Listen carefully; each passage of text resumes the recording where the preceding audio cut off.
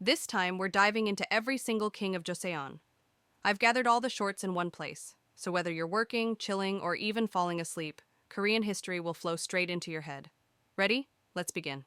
What if a peasant became a king, but only as a puppet? King Cheoljong of Joseon was plucked from a remote village, barely literate, and placed on the throne when royal heirs had run dry. Real power rested with the Andong Kim clan, while corruption and uprisings spread across the land. The throne was his in name, but not in truth. Was Cheoljong a tragic puppet, or the symbol of Joseon's collapse? What if a king crowned as a boy declared himself an emperor to defy the world? Gojong of Joseon became emperor of the Korean Empire, trying to modernize his kingdom while trapped between global powers. He faced invasions, assassinations, and betrayal, even fleeing to the Russian legation in desperation. Was Gojong a brave reformer who dreamed of independence, or the emperor who lost his nation to empire-hungry neighbors? What happens when a throne survives only on paper? Emperor Sunjong of Korea inherited the crown, but by then Japan had already seized control. His reign saw the annexation of Korea in 1910, ending centuries of royal rule. Was Sunjong a powerless symbol, or the final witness to a dynasty's death? What if a crown prince never sat on his throne? Yeun, the last crown prince of Korea, was taken to Japan as a boy, raised not as a king, but as a soldier of the empire that stole his homeland. He lived a life of exile, powerless yet carrying the title of heir. Was he a prince betrayed by history, or the symbol of a dynasty stolen too soon? What happens when kings become only memories? After annexation,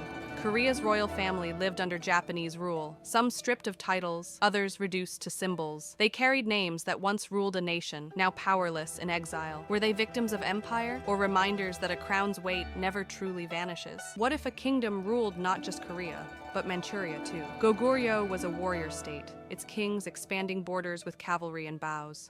Under Gwanggaeto and Jiangsu, its empire stretched farther than any Korean dynasty ever would. But when China and Silla united, even Goguryeu's might fell. Was it the strongest dynasty Korea ever had, or a giant doomed by its own size? What if a kingdom ruled the seas? Baekje rose in Korea's southwest, a maritime power trading with Japan and China. Its art and Buddhism shaped East Asia, its kings building temples and tombs that still awe today. Yet when Silla allied with Tang, Baekje's walls fell. Was it the cultural bridge of Asia, or a kingdom sunk by betrayal? What if the weakest kingdom became the one that united them all? Silla began small, mocked by rivals, yet through alliances and strategy it conquered Baekje and Goguryeo. Its temples, Buddhas, and golden crowns shine as proof of its glory. But unity turned to corruption, and Silla broke apart into three again. Was it the kingdom of miracles, or the empire that couldn't hold itself together? What if a kingdom gave its very name to Korea? Goryeo rose with Hwanggeon, uniting later three kingdoms. It survived invasion, built the Tripitaka Koreana, and crafted Celadon prized worldwide. Yet Mongol domination and corruption